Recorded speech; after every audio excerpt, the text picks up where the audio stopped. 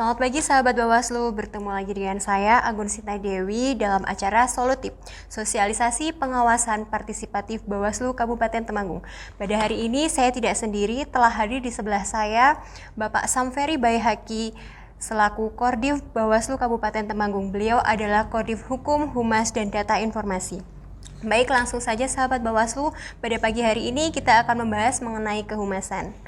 Selamat pagi Pak Ferry. Selamat pagi Mbak. Bagaimana kabar Bapak hari ini? Alhamdulillah baik-baik saja. Semoga jenengan juga baik-baik saja. Amin.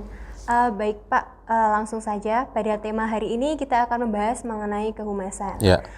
Menurut Bapak, apa sih urgensi keterbukaan informasi publik bagi Bawaslu itu? Ya, terima kasih atas waktunya. Bagi Bawaslu sebagai lembaga publik, ini penting. Bawaslu harus bisa yang pertama membangun trust atau kepercayaan publik terhadap Bawaslu. Iya. Yang kedua adalah menciptakan integritas sebagai badan pengawas pemilu.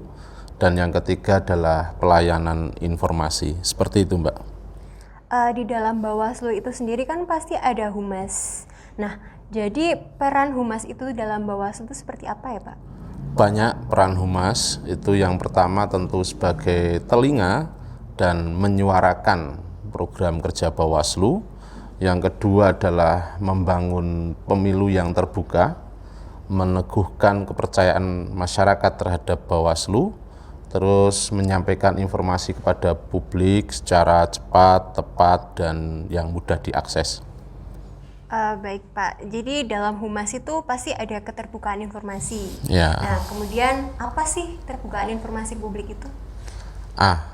Keterbukaan informasi bagi Bawaslu itu adalah memuat keterangan, pernyataan, gagasan, dan yang mengandung nilai, makna, dan pesan yang berupa data, fakta, maupun penjelasannya yang dapat dilihat, didengar, dan dibaca melalui media online maupun elektronik maupun non-elektronik.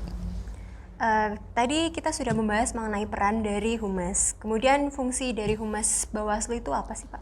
Tentu fungsinya adalah memperkenalkan lembaga Bawaslu kepada masyarakat, apa sih Bawaslu itu, kemudian sebagai penghubung dengan masyarakat maupun lembaga dan institusi yang lain. Terus yang ketiga adalah menyampaikan informasi kepada masyarakat, tentunya juga memperkuat citra nama baik lembaga Bawaslu Kabupaten Temanggung. Nah, jadi informasi apa saja sih yang tersedia di Bawaslu Kabupaten Temanggung itu? Banyak sekali Mbak, ada yang namanya informasi setiap saat.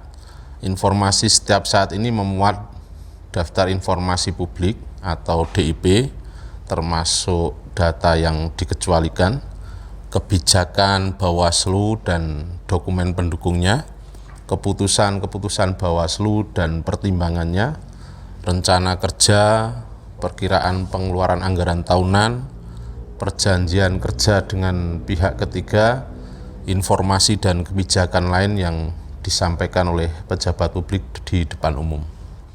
Baik Pak, kalau kita berbicara mengenai undang-undang, apa sih landasan dari informasi publik itu?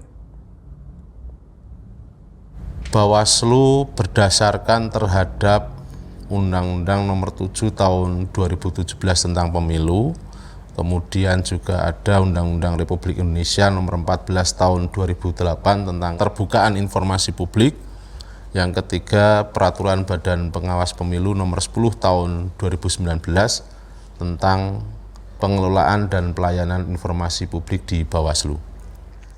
Baik, jadi kewajiban Bawaslu dalam implementasi keterbukaan informasi publik itu seperti apa, Pak? Membentuk PPID, Pejabat Pengelola Informasi dan Dokumentasi, melaksanakan pelayanan informasi, membuat daftar informasi publik, mengelola informasi yang dikecualikan, mengumumkan informasi-informasi tertentu, membuat laporan layanan informasi. Nah, jadi bagaimana nih untuk masyarakat dan sahabat Bawaslu untuk mendapatkan informasi publik itu? Caranya ada bermacam-macam.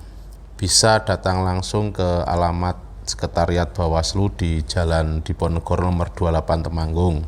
atau bisa melalui email. Alamatnya adalah bawaslu.temanggung@gmail.com.